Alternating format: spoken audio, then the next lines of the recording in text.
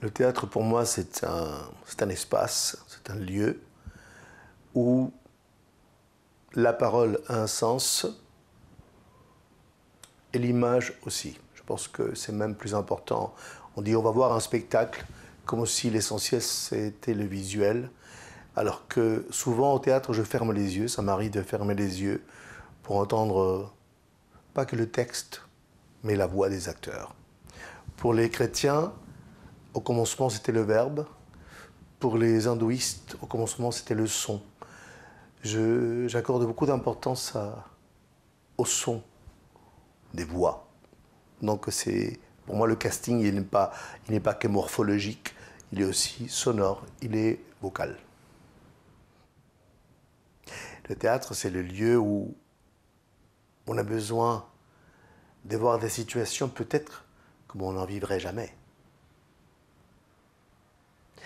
Et c'est pour ça qu'on a besoin parfois des romantismes, on a besoin de Roméo et de Juliette, on a besoin de l'assassin, on a besoin du méchant. Les Anglais adorent les méchants.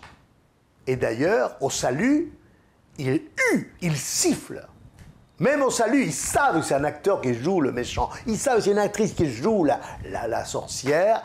Ils disent, ouais, on t'a détesté parce qu'une façon de détester la sorcière, de détester le méchant, c'est une façon d'aimer l'acteur qui joue le méchant. C'est fantastique. Ce sont les lois de la représentation, où l'acteur doit être vrai.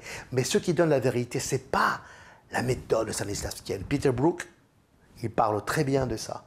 C'est que quand vous apprenez à voir, comme pour l'improvisation, certains films, ils pleurent tous de la même manière, c'est acte studio.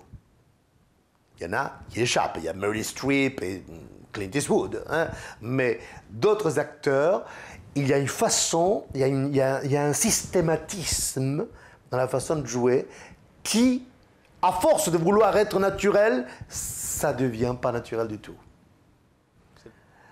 Le théâtre sert à